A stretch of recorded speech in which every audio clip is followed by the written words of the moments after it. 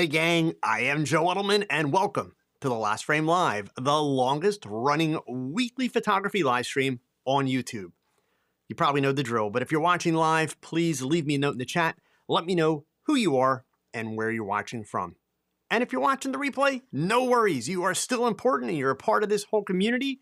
Drop a comment below the video so that I know you were here. Already tonight, gosh, we got Cooley here from Hobart, Indiana, Alvin in Richmond, Virginia, Joe in California, Greg in California, Lane in Indiana. I've got Picture of Fix in Hamburg, Germany, Sean in Illinois, Elaine in upstate New York, Calvin up in Maine, Scott's out in Arizona. Awesome. All you guys are great. I think I got everybody that's here so far. Chris just snuck in here from Toronto. All right, let's dive right in to the news.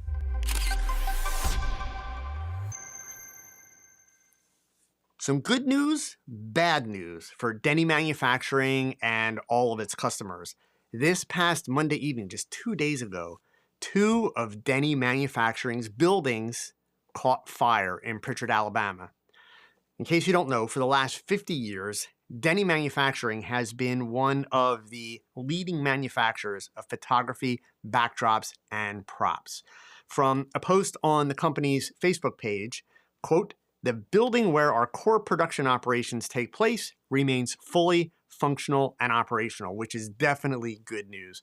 This means that we're still fully capable of producing our wide range of products, which includes our printed backdrops, floors, banners, Savage paper, and all Denny novelty products. I'll tell you personally, I've done business with Denny's for decades now, and I'm particularly fond of their vinyl backdrops. Their customer service, outstanding. Their prices are great. It's a company that was founded by a photographer for photographers. So I encourage you, check them out. I have a link to their website in the description below the video. Little tip, my advice is to sign up for their email newsletter. They have great sales. So last week, I kind of joked that Apple released a new camera that also makes phone calls and lets you surf the internet. Well, here we are a week later, having learned a bit more about the camera design in the new phones. And I gotta tell you, there is a good argument that my joke was more truth than humor. Jaron Schneider, who is the editor-in-chief at Petapixel, sat down for an interview with 2 of Apple's chief executives to talk about the advancements and Apple's approach to photography. And I wanted to share this with you because I think you'll be a little bit surprised and hopefully optimistic by this information. So in his article, which, by the way, linked below the video, Schneider summarizes Apple's general philosophy about photography as, and I quote, "get out of the way." The article quotes John McCormick, who is Apple's vice president of camera software engineering, as saying, quote, "It really is, in my mind, all about allowing people to go and chase their vision."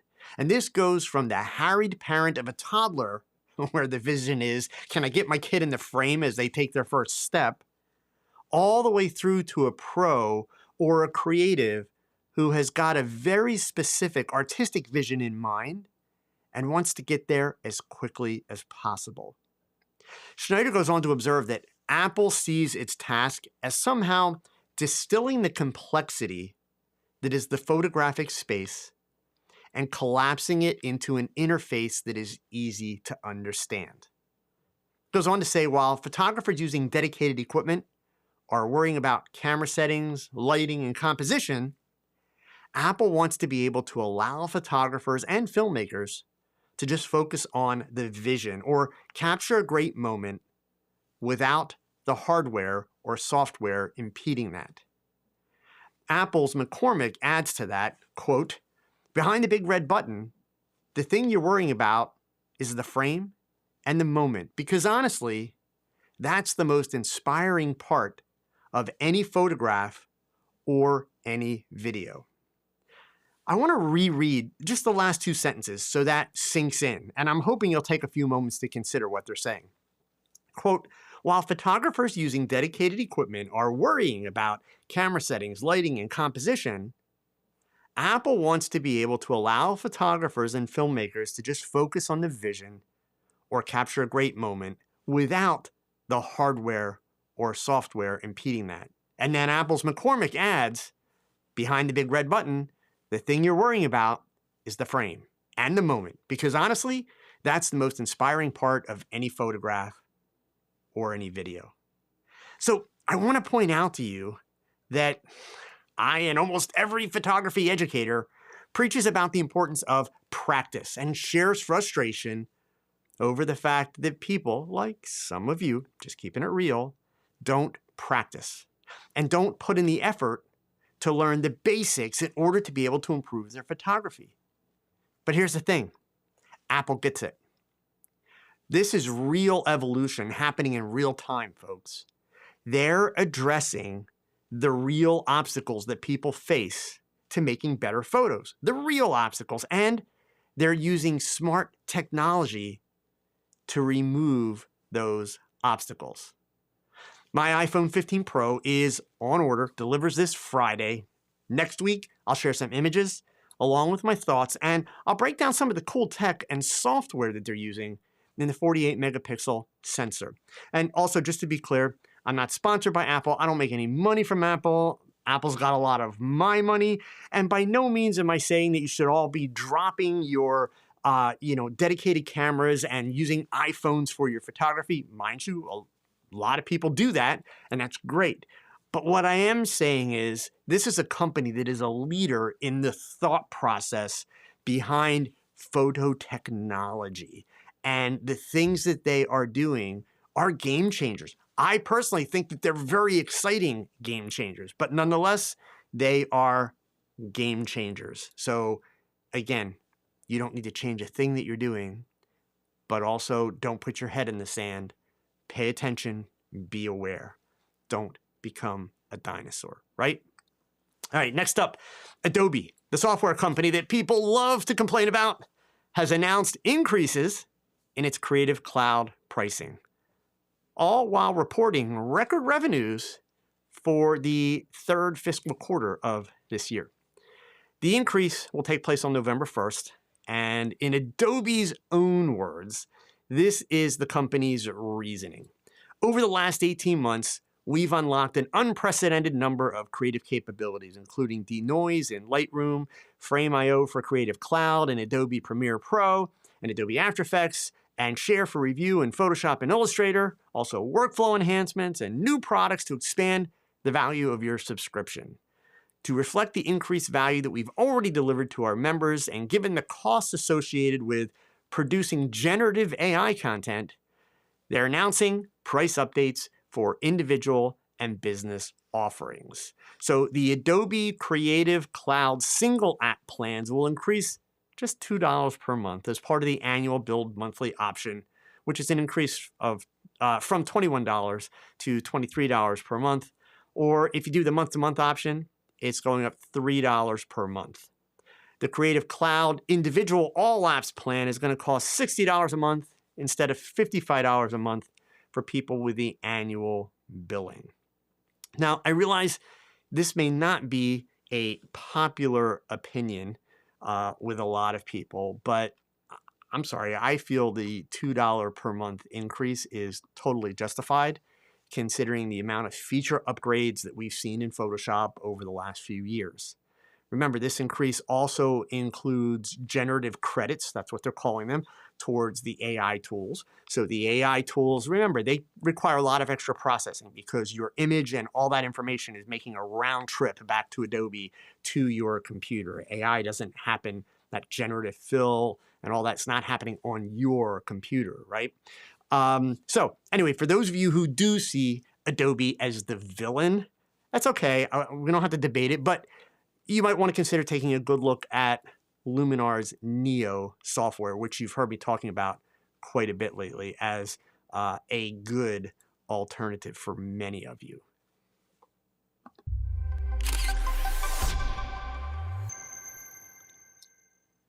All right, I've got 3 learning opportunities for you coming up. On Thursday, September 28th, I'll be presenting a free virtual program about abstract photography sponsored by Tamron and Murphy's Camera in Louisville and Lexington, Kentucky. Now again, the presentation's free to attend, but you must register in advance. The link in the description below the video. Also, just so you know, everyone who attends this webinar will receive a bonus rebate offer on select Tamron lenses. So don't miss out if you're in the market for some new glass. If you are in the area of Williamsport, Pennsylvania, the home of the Little League World Series, on Saturday, October 7th, a little less than a month away, I'll be presenting 2 in-person programs for the Susquehanna Valley Shutterbugs. Understanding creativity and correct exposure for digital cameras. The fee to attend this day is $15. Registration is required. The link in the description below the video. And then last but not least, on the education front, Tuesday, October 10th, I'll be presenting a virtual program called Beautiful Portraits, the Psychology and Techniques. Understand that 80% of photographing people is psychology. 20% is the art and science of photography, whether you like it or not. Cameras, lenses, lights, modifiers, those are all tools that photographers use, but these are not what makes a great portrait or a beauty shot. Photographing people for any reason is a relationship game, and the gear has to take a back seat to your interaction between you and your subject. Gosh, where did we just hear that from some corporate executives, right? So this is a 2-hour live and interactive program presented by Zoom. Cost to attend is $15. All attendees receive a digital download with my prep information for photo shoots, along with many of the tips that I shared during the presentation. Your paid registration also gives you 72 hours after the program to watch and rewatch if you can't make it live. The link in the description below the video.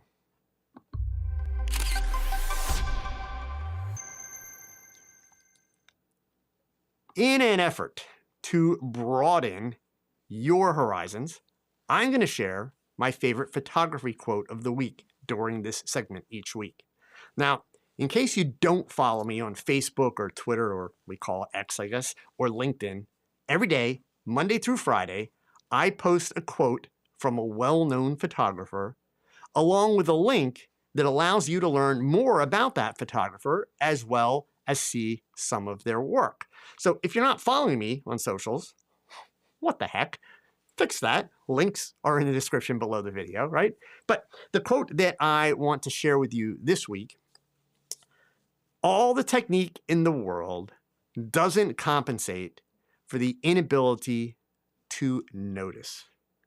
This quote comes to us from Elliot Erwitt, who is an American photographer and filmmaker who is best known for his black and white and candid shots of everyday life, featuring humor and irony. He is a member of Magnum Photos, and he has published over 20 photography books, including personal exposures and snaps, 2 of his most famous and most popular. As a teenager, I was in awe of Erwitt's images that were routinely published in Life and Look magazines, as well as Modern Photography and Popular Photography magazines.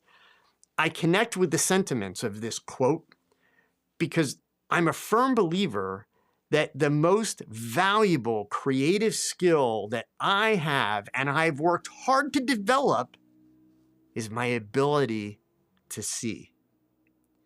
Success in photography, much like in life, it's in the details.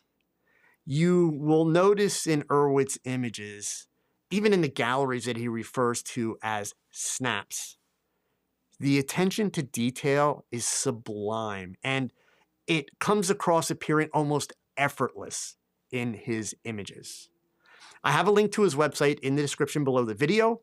I encourage you to spend some time there and read his bio and study his images. You may be surprised by what you can learn. So just a reminder that all of you are part of a growing global community of photographers in over 100 countries who consistently tune in to watch The Last Frame every week.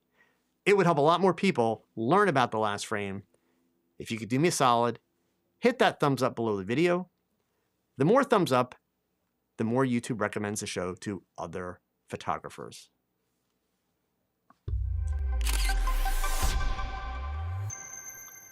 All right, this week we are going to talk about shooting black and white images. Now, notice that I said shooting black and white images, not clicking the black and white button in your processing software to see if it makes a bad color picture a little bit more interesting. Now, I make that distinction because back in the film days, remember, I come from the dark ages, photographers would routinely use different lighting and different exposure settings on the same scene. If they switched from black and white to color film, they would routinely not only light the scene differently, but they would expose the film differently. And this was in large part because different films, especially when we talk about color transparency films, that's slides, things like Kodachrome and Ektachrome, they had very different ways of rendering color and contrast. Using today's terminology, Ektachrome always felt like it had a little bit more dynamic range and it tended to skew a little bit blue.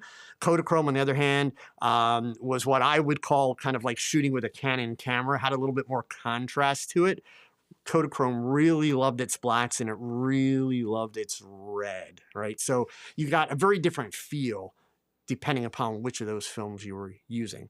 It's a lot like the way that we think about color profiles today, but there was no raw in film. The profile was basically baked in. It was part of the chemical process.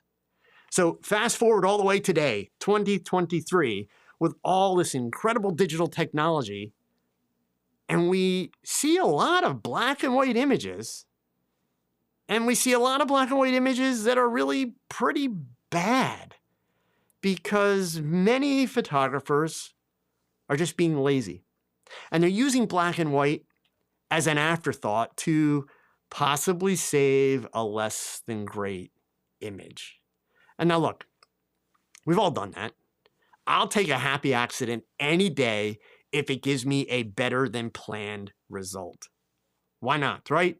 But look, the simple fact is we can't rely on happy accidents to create images consistently. So the goal, the working methodology, I work to determine before I shoot if I want an image or images to be black and white or color. If my choice is black and white, I'm going to shoot the image in black and white so that I can see in my EVF, or when I was shooting with the DSLR, so that I could preview on my LCD what the image is going to look like. My DIY tip for you tonight that's coming up breaks down how I do that. But for our shoot breakdown, I want to walk you through a black and white shoot that I did at the Jacob Javits Center, which is the big convention center in New York City. This was a few years back. And these shots that I'm going to show you, they were done during a photo walk that I did for Olympus. So these essentially were demo shots that I made for each setup where I only had a few moments to grab a few frames. And I'm not saying that to brag, but I am saying it to point out the value of planning, because fortunately I was able to get some images that I'm really happy with while doing this. But remember, my focus was teaching. So let me break it down for you. The assignment was to take a group of people on this photo walk in Midtown Manhattan in the middle of the largest photography trade show in the country that's being held in the busiest city in the country. I knew that since this was happening in late October, in the morning, that it would also likely be cold, and indeed it was. I also knew that I had hand-selected my model, and I was very happy to be working with her in New York. This was a model that I'd worked with locally here in Allentown, but I was able to arrange for her to do the show in New York. So I wanted to be able to create some usable images while I was there, not just teach, which generally, if I'm doing a photo walk, I'm teaching, I'm not shooting. So I had to be careful to ensure that my shooting was part of the education and not just an opportunity for people to watch me. That's not what they paid for. I'm a big hater on photographers that go out and lead photo groups or photo walks and they shoot like crazy and then just let everybody shoot over their shoulder. That's not education. That's not learning. So my job as an educator is to teach people and make sure that they're getting good images.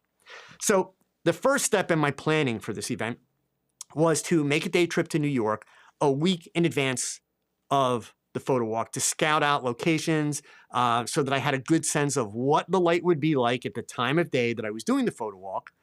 Also in an effort to really get people to pay attention to the detail in their shots, I made a few choices to simplify what they would be photographing. So I put my model, in fact, I can go ahead and I can switch over to it now. I put my model in a two-toned outfit. I chose to shoot at the street level of the Javits Center because it's all concrete. There's concrete walls, there's concrete pillars like you see in this. All of it helps create really interesting geometric backgrounds with lots of shades of gray. For the styling, I have my model's hair pulled back in a tight ponytail. She's got really long hair, but that way I didn't have to worry about the New York breeze leaving me with messy, frizzy hair. And I ordered a $5 pair of white plastic sunglasses on Amazon.com to use as a prop. The directions that I gave the attendees, which is something that people were quite surprised by. In other words, I was giving them an assignment, not just taking them on a photo walk. I gave them an assignment as if they were shooting a fashion layout for a magazine. So the goal was they had to shoot, number one, they had to shoot in black and white because I wanted to really simplify things and I wanted to teach them the value of what they could learn from black and white. But as we went on the photo walk, they had to shoot a fashion layout, an entire layout. So they needed to create images that were full length, that showed the outfit, as well as images that were 3/4 length and images that were close up, and even at least one image that could be used as a cover for the magazine. So meaning it had to have space at the top for a logo, it had to have space on the sides to be able to put text just like they do on a magazine cover, right? So you can see on the shot that's on the screen, this was one of the behind the scenes shots, color could have actually been an interesting choice for this setup and for this outfit. There's just enough orange and yellow in the concrete and the setting to create a nice color palette with her skin and her hair color. But the grays were just too tempting for me, so black and white it was, okay? So as I go through the images here, here's the black and white version that I did in that particular case. So let's talk real quick about gear. This was shot back in my Olympus days. So this was in the EM1 Mark II. I chose the 12 to 100 lens for the photo walk because it's a great range. For you 35 millimeter full frame shooters, that's a 24 to 200 millimeter lens, and it's actually very compact. F4, absolutely fine. I want shallow depth of field, which a lot of people are like, oh, you can't do that with micro four thirds, especially not at F4. Well, I'm going to prove you wrong in just a second because you can, right? I knew that F4, since I was going to be shooting outside on a photo walk, would be a lens that was amply fast, would work just fine, okay? I do have to say, though, I see that there's a typo here. It was ISO 200, not ISO 2000. And I have a feeling I probably have that mistake on all of, I do. I made that mistake on every one of the slides that's coming up. So when you read that, please, it was ISO 200, the base ISO for the EM1 Mark II. Shutter speed, 1/320th of a second, F4. You'll see there's actually very little variation on the exposure settings as we go. So in this particular case, in a couple of shots, I'm going to show you the color version small, also show you the black and white version. You can see in the finished version, I picked a camera angle and crop so that I could eliminate those black poles. They weren't taken out in Photoshop. I just changed my shooting perspective slightly to be able to get rid of them. The lower angle with the poles in the backgrounds actually gives us a very kind of industrial vibe to it. I went through this whole series, and for me, and I talked about this with the attendees, it was their choice for their shots. But I made the decision that I did not want the model smiling. Frequently in fashion, the model's not smiling, period. And in this case, I didn't want it to be about her personality. I wanted images that made her look strong. I wanted images that made her look a little bit aloof and kind of not caring about that interaction. And so that was my decision for doing this. Next on the list of shots here, a close-up shot. And again, ISO 200, my apologies. 320 at f4, you notice nice shallow depth of field, real simple.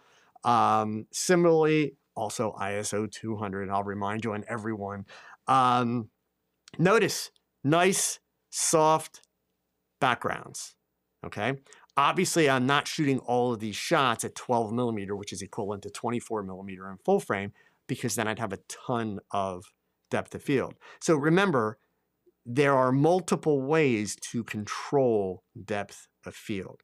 So I point this out just for those of you that watch too much YouTube and think that the only way to get shallow depth of field is to go out and spend a lot of extra money on an f1.8 or an f1.2 or 1.4 lens. That is not the case. In fact, in my kit today, my Sony kit, I don't own a single lens faster than f2.8. And I share lots of images with you with very shallow depth of field, nice, soft, smooth backgrounds. It's not an issue. Okay, so next on the list here, again, you'll notice I'm mixing it up. This is a shot, I would never consider this a cover shot, but this is a shot that could meet their requirements in terms of what needs to be added to the picture. Again, also ISO 200. I can't believe I missed that. I'm sorry. Same spot, same exact location. Part of the reason why I also went with the black and white for this scenario is that I knew that since I'd be shooting in shade, and I picked this area specifically for that reason, because the day that we took these pictures, it was actually bright and sunny outside. But this whole area we were shooting was in shade, so that I knew, since I did not know the skill level of all the people that would be attending my photo walk, I knew that everybody would have nice, even, flattering light to work with for the photo walk, okay? This one is kind of an entrance to the drop-off area underneath the Javits Center main entrance. Again, ISO 200, just to give you a sense of what the spot looks like and then how I shot it. Similar close-up again. Now, this spot here where I finished, and this is where I get to kind of my cover shot version. As we walked further along, I knew that I would love these steps. Why? Because diagonal lines. And I knew that there was going to be a lot of opportunities. And I also want you to look in the upper left-hand corner of this image and notice that you can see kind of the overhang of the main entrance to the Javits Center. You're going to see how that comes into play in a minute, because on these steps where the model's standing right now, I did two different versions of a shot. The first version is using that overhang. So I'm shooting from the side of the steps on the right. Here, we'll go back. I'm shooting on the right side of the frame, looking up the steps and using that overhang and the wall behind her as a frame. And again, I've got a shot now that a masthead could go across the top and text could go in front of her and a little bit behind her head. And then the shot that you saw in the cover shot of the last frame today is this one, which again could also support a masthead up top, text along the sides. I sure did color version, which the color version's nice. The black and white version, in my opinion, has a lot more drama and impact. So part of the moral to this story is that black and white, in my opinion, just an opinion, is still a very relevant medium. And it's also a really, really awesome storytelling tool because of the lack of colors, right? It's eliminating a lot of things that, one, can be a distraction, And two, understand that different colors have different impacts on different people emotionally, right? So this kind of simplifies things and really brings the focus to your subject. The setting that we're working in is really just providing some shapes and some texture. Also, it's worth noting that doing this type of thing with black and white, it's a great way for you as a photographer to practice your attention to detail if that's something that you find yourself routinely struggling with, because it's basically simplifying what's in the shot.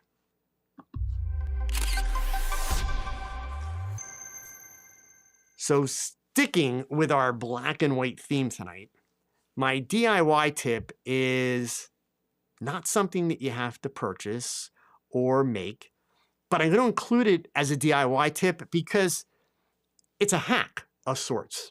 And I've been sharing a lot of hacks along with the DIY things, right?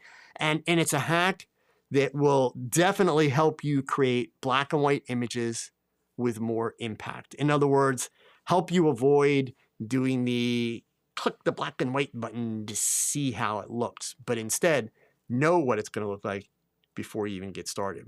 So it really is very simple.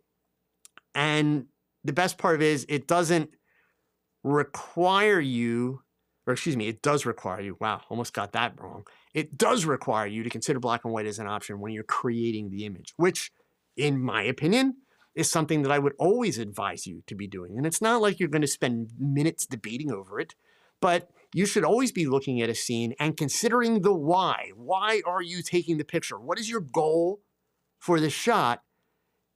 Part of that whole thought process should be, is black and white a better option? But the key is to do this with the camera in your hand, not when you are sitting at home in front of your computer. So basically, to make sure that your scene is going to look good in black and white, you're going to set your camera to its black and white profile before you take the photo. Now, each camera model and each brand is a little bit different. In fact, I'll show you the screenshots from my Sony in just a moment, okay? But some camera brands, depending on your camera brand, they call it a profile. Others call it a style. My Sony a7 IV calls it a creative style. But once you are at the, in fact, here, let me switch over to that part now. So here is the first menu selection. These are just two real quick snapshots I took before we came live because I wanted to be able to show you these. Creative look, I'm going to switch that to black and white, which is what you can see there. Normally, this would be set on standard for me, right? But then once you select black and white or monochrome, whichever your camera brand uses, generally it's going to be the right arrow. You're going to arrow over one more time because you want to get into the specific settings for the black and white or monochrome profile, or as Sony calls it, creative look. I want you to notice along the bottom, there's several different things here. There's a contrast setting, there's a sharpness setting, a bunch of others, and I won't lie, I don't even know what all these are because I never use them.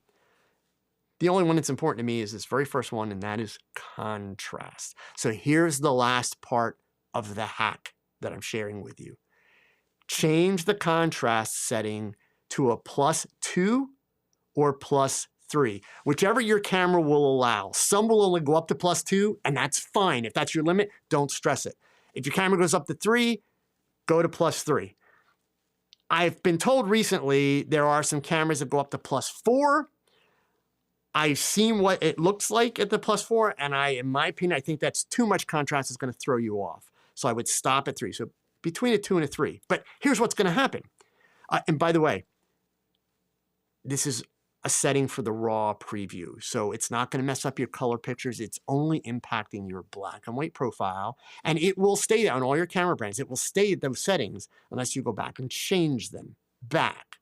So what happens now is when you take a shot, the image that you see in your LCD, or excuse me, in your EVF or on your LCD, it's going to look like a processed black and white image.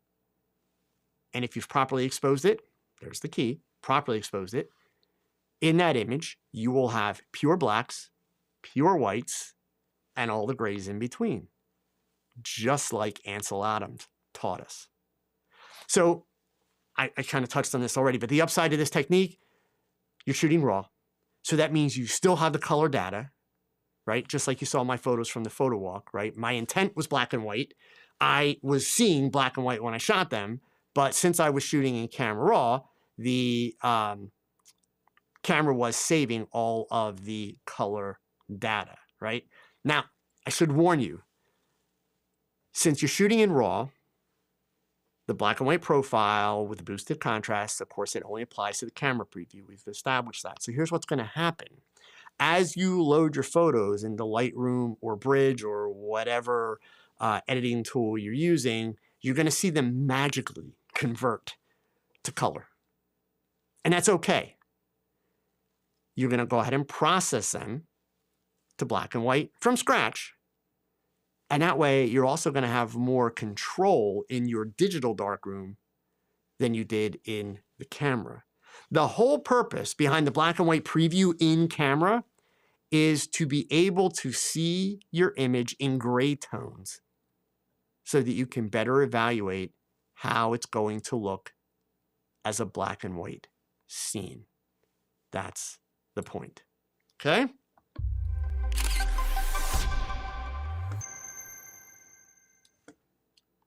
All right, I mentioned a set of Photoshop plugins that I'm using for retouching. In fact, actually, I've mentioned them the last 2 weeks, and we didn't get to them. So I want to make sure that I talk to you about them tonight, give you a little kind of preview, and next week I'm going to prepare even some more examples for you.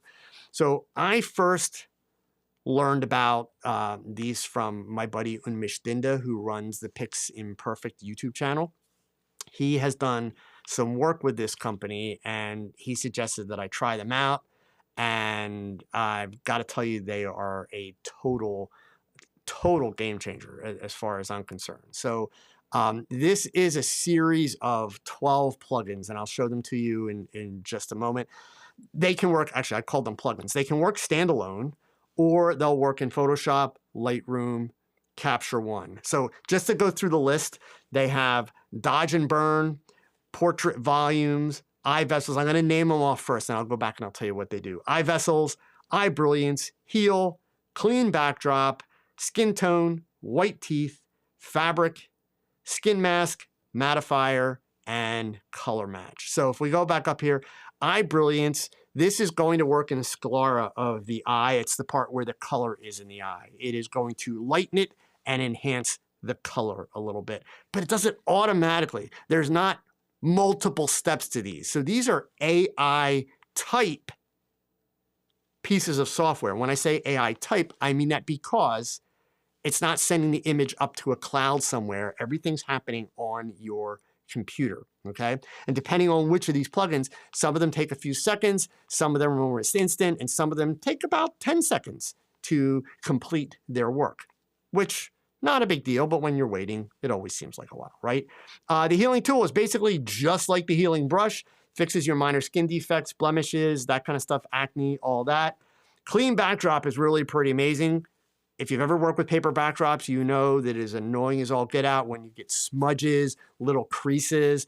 As the backdrops get older, if they've absorbed any moisture, they tend to buckle a little bit and they get like pock marks on them that create small shadows. This eliminates all of that. Skin tone is great for finding the average skin tone in your subject's face, and it's going to blend the skin tones so that it gets rid of blotchiness and colored spots and things like that. White teeth, exactly like it mentions. It's going to make the teeth whiter, more distinct. Fabric removes wrinkles. Now, this is not a 100% takes out every wrinkle in your picture kind of thing. No, but takes out a lot of the wrinkles, and the ones it leaves behind, it makes them more palatable, meaning it reduces the depth and contrast of it. And by the way, I should have mentioned, every one of these, the way they work, they are not destructive. They work on added layers on your Photoshop files, which is amazing. The last three, skin mask allows you to just select all the skin in one click. You can kind of do that in Photoshop now. So, you know, that's mattifier actually is great, tones down the highlights in the skin. I have a video that gets asked about frequently, you know, how to get rid of shine. It's one of my older videos. It tells you how to get rid of shine in Lightroom and Photoshop. That technique works. It doesn't work as well as this mattifier. And then color match, it's basically the ability for you to load a reference image into it and then essentially almost create like a preset that's going to match the color and tone of your reference image. So the ones that I'm using, and by the way, I'm sure you've been looking at the prices. These aren't cheap. I'm not going to lie to you. They're not cheap, but they're worth it, right? And you don't need all 12 of them. For me, I do use Dodge and Burn. I do use the portrait volumes. I do use the eye vessels. One of the things that eye vessels does really great, bloodshot lines, wipes them out, which is amazing, right? Eye Brilliance, Heal, those are big ones. Clean Backdrop. I'll admit I have this one. I don't use it often, but every now and then it comes in super, super handy. Skin tone I use. I don't use white teeth only because it's actually super, super easy to lighten teeth. So for me, I don't feel the need for that. You know, I look at these from the standpoint of, is it going to save me time and steps, right? Doing white teeth is simply, you know, if I'm in Photoshop, I'm making an adjustment layer of hue and saturation. I am selecting the mouth through the lips. In other words, making sure I don't have any skin around it, just selecting through the lips. And then at that point, pulling yellow out and potentially lightening it with hue, saturation, luminance, and that's it. It's done, okay? Fabric, very helpful. Skin mask I don't use, again, because current Photoshop tools do that very, very well. Mattifier I love. It's actually great. And color match, I don't really have a need for that. So just to give you some examples here of how this works and honestly also how fast it works. Here is an image. This is one of my fashion portraits, which you may have seen the finished versions of this. And you can see here, you know, we've got some spots on her skin that, you know, need to be cleaned up. Her eyes, we've got some red lines in there and the eye color is kind of dark, right? So I'm in Photoshop in this case. As I mentioned, it works standalone, or you can use it in Photoshop, Lightroom, or Capture One. So I'm going to start out here, and you could run a bunch of them at once. I like to run them separately. So first I'm going to go with Heal. I'm going to click on that, and it's thinking for a moment here, but it's done. And you'll notice it's added a layer down here. Yeah, I am out of the way of it. It's added a layer down here. So if we go back now and we look at her face, you can see it's cleaned up almost everything. Missed a little skin tag there. It's not perfect, but it saved a ton of time, right? It has cleaned that face up tremendously. So from there, I'm going to go ahead and I'm going to do the Dodge and Burn. So Dodge and Burn, and then I'm going to turn both of these on and off really quick so you can see it. So now I'll come back down here, and if you watch her face, there's the Dodge and Burn being turned on and off. So you notice how it's starting to even out some of the skin tones, really make that face look clean. But it's important that you understand all the texture is still there, right? I love perfect skin, but the person has to look human. Got to have that texture. Super, super important, right? So next, I'm going to come up here, and I am going to do the eye vessels. And we'll come over here and we'll see if it gets that little piece of bloodshot eye. Notice it's gone, just poof, disappeared, right? So cleaned up both of the eyes there. And then Eye Brilliance to see what it does for me on the eye color and eye detail. And we didn't get a lot on that one, but here, let's turn it on and off. And yeah, you can see we're still getting a fair amount there, right? I would like a little bit more, so I'll probably add to that. Now, here's the best part. In fact, let's do this next one. For portrait volumes, I like to do this. So watch the shading on her face as this one works. It's going to create a little bit more depth to the lighting. So here, let me turn this one on and off. So you can see how it's created a little bit more shading and depth. But let's say there, I've got to turn back on. Let's say that I'm feeling that that's a little bit too intense. I like the idea of a little bit more definition, but that's just a bit much. All I have to do is come over here and I'm going to lower the opacity on that layer. And now it's much more subtle, right? So for tonight, let me find one other one here. Actually, this one's pretty extreme, right? This young lady's got a bunch of stuff going on, from skin issues to Joe doing kind of a bad job and not sending her back to the makeup chair to have the makeup artist put more matting on her so she's really shiny.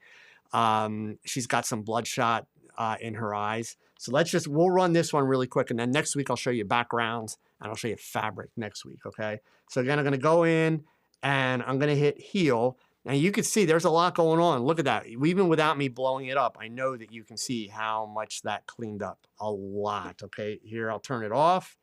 There, I'll turn it on, okay?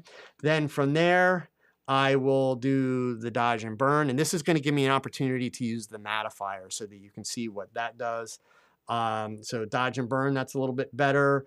I'm gonna go ahead and hit the portrait volumes, because even though this is dramatic lighting, I still want it to give me that little bump of depth. See that pop that it gives it?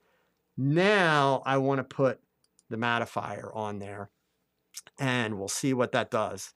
Look at how that knocked all that down, right? Now, you might feel that that's a little bit too much, that it really flattened it out. All we need to do is drop that down and we get a little bit more of that depth back. And then I still want to clean up the eyes, so I'm going to go vessels first. We'll see if it cleans up the bloodshot lines in her eye. Takes all that out, cleans it out. This is so much faster than what I could do through traditional techniques. There you go. Put the color in, boom. I still have a little bit of work to do if I'm going to retouch this image in terms of cleaning things up. A couple little bumps on her lip, things like that. But this has saved me tremendous amounts of time. So I'm a huge fan. As I mentioned, I will next week show you a little bit more of how that works, what you can do with it. There is a link in the description below the video that gets you a discount. It is an affiliate link, full disclosure. And I have received a few of those plugins at no cost from Retouch for Me, full disclosure. I have purchased most of mine. It's great software. So by no means would I say to any of you, like, run out and buy the whole set. In fact, they don't have like a package deal anyway. You buy them as you need them. Most of you don't need the whole set. If I were you, I would start with the heal tool. And then depending on what you tend to shoot and how you shoot it, you might want to consider, you know, looking at like the eye vessels and the eye brilliance, that type of stuff, or even the dodge and burn, okay? Work into it a piece at a time so that you're not overspending. But for my work, it has definitely been money well spent, okay? All right, here we go.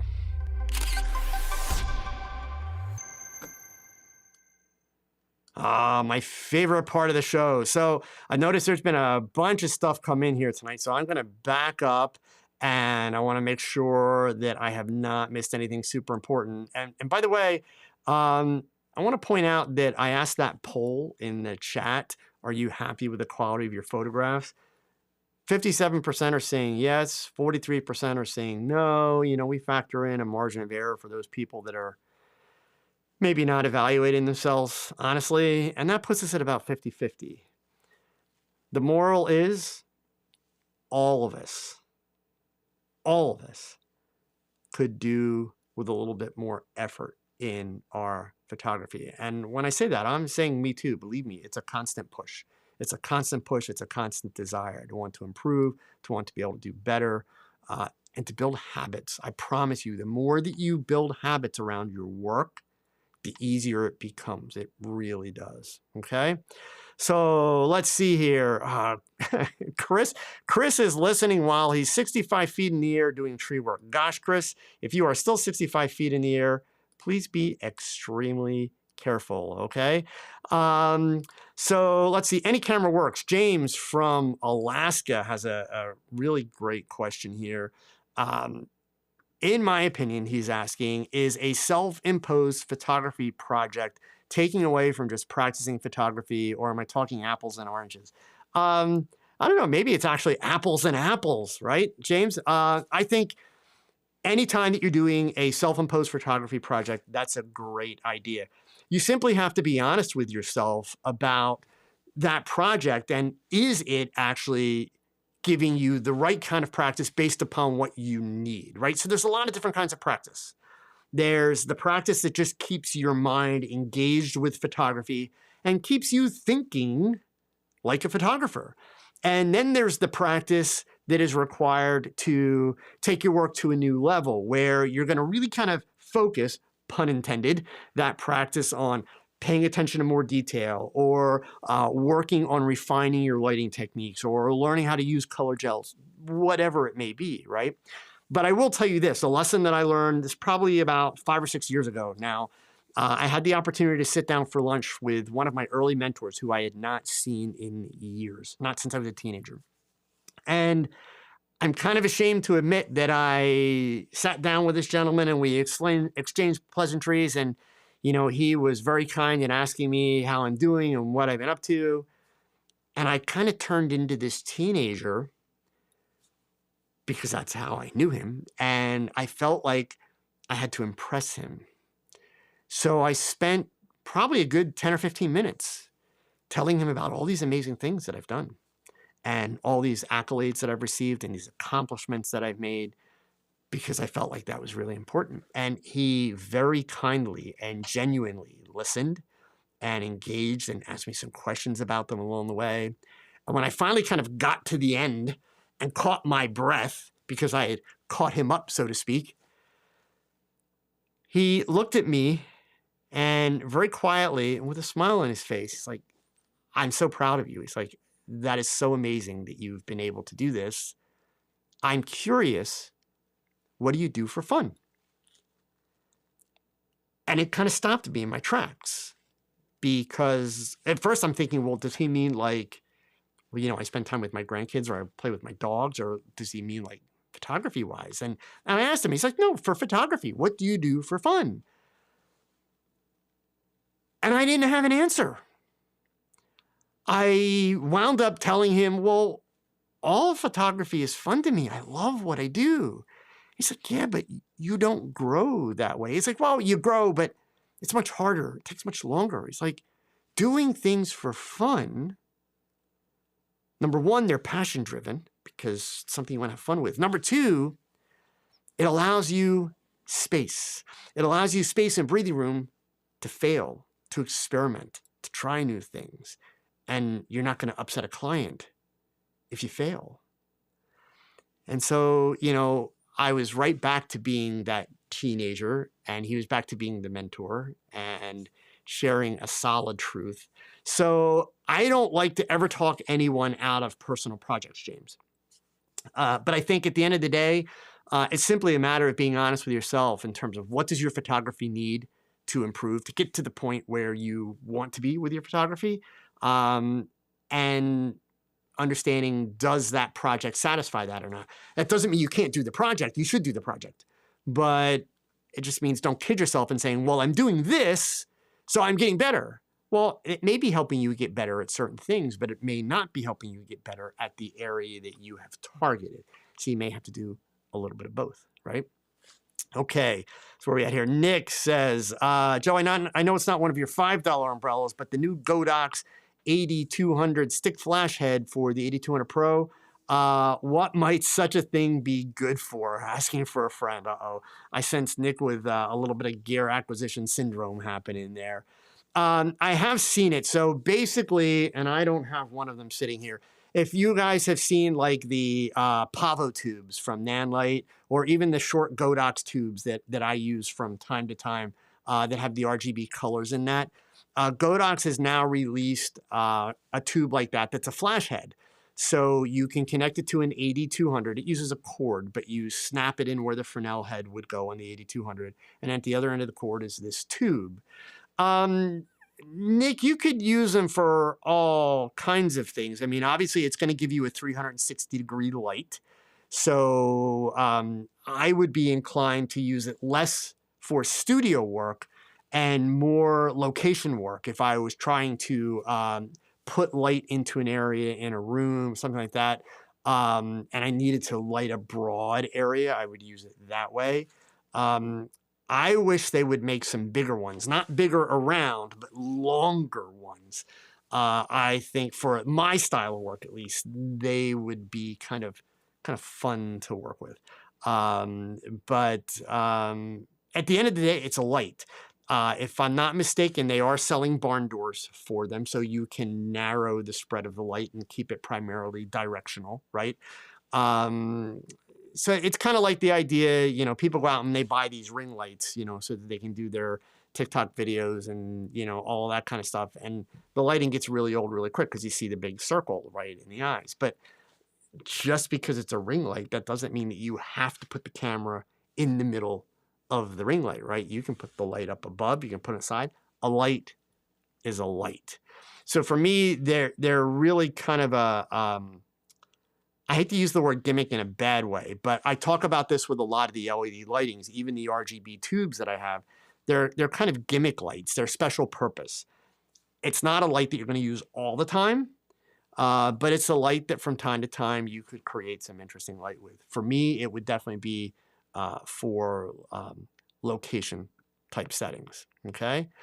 Cooley's question here. What is a good light, small light stand for location work using an AD600? So he's referring to the Godox AD600. And Cooley, I hate to say, that is a perfect example of an oxymoron. Lightweight small stand for a big heavy flash.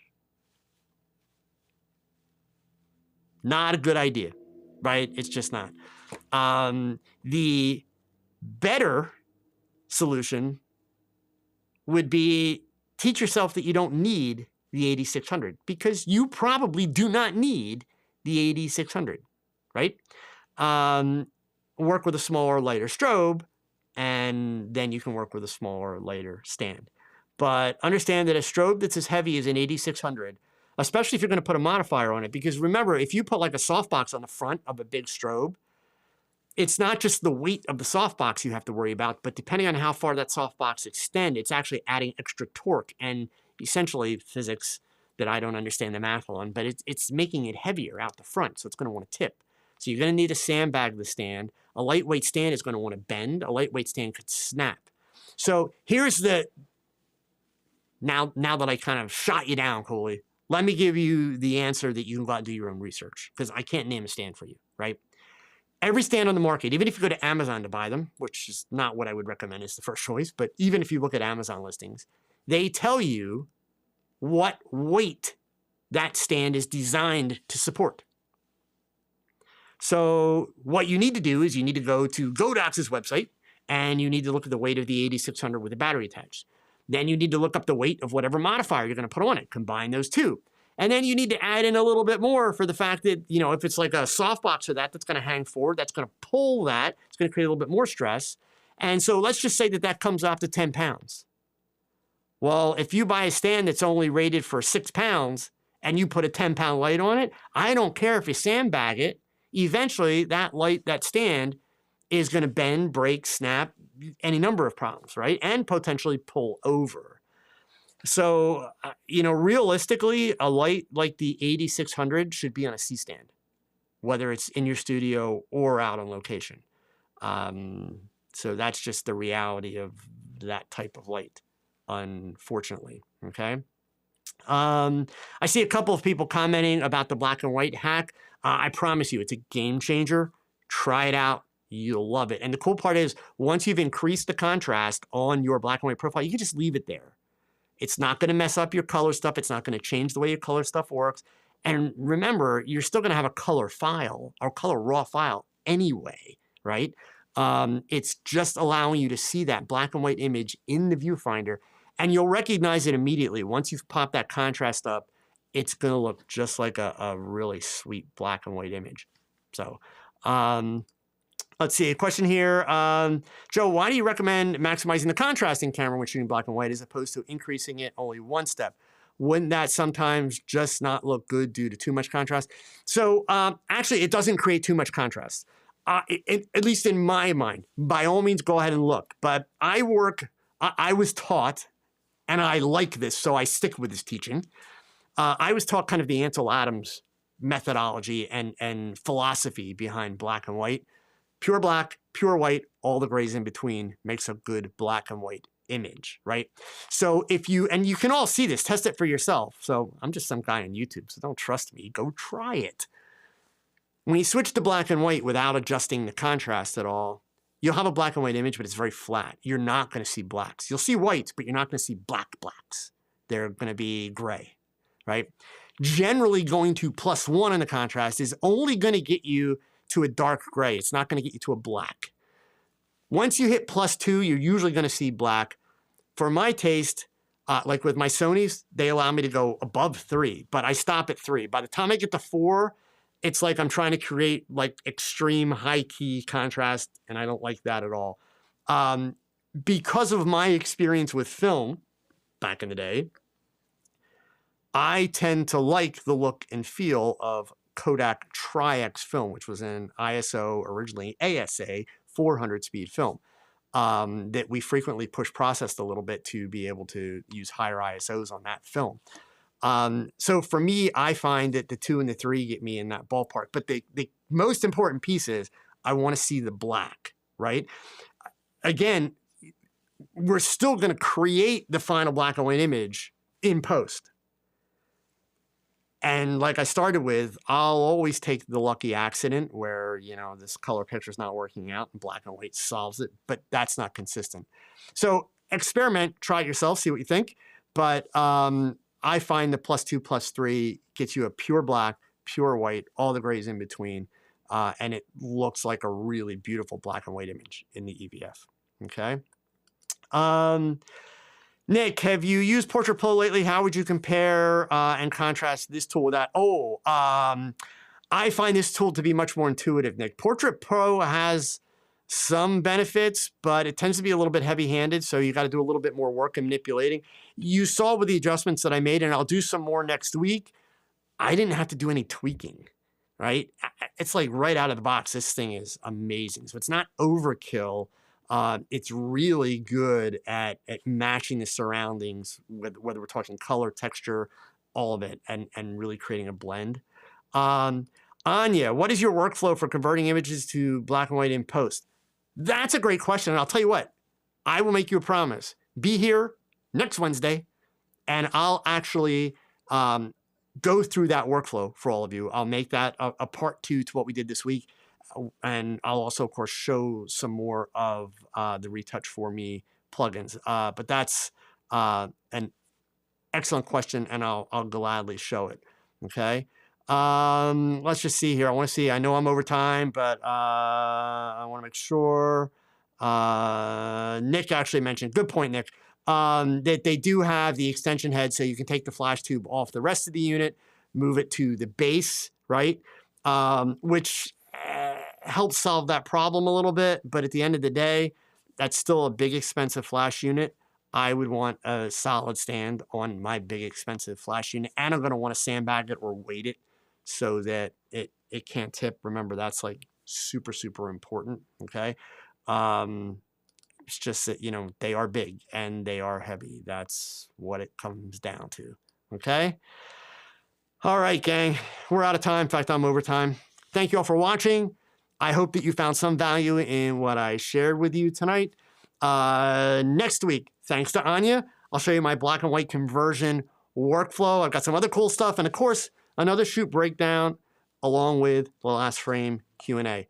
If you can't make it to the show live, by all means, leave your questions in the comments below, and I will do my best to answer them next week. And listen, if you still need to do so, please hitting a thumbs up helps more photographers find out about the show. So remember, folks, you don't get back the days that you waste. So go pick up that camera and shoot something, because your best shot, it's your next shot. # do the work. Adios, gang.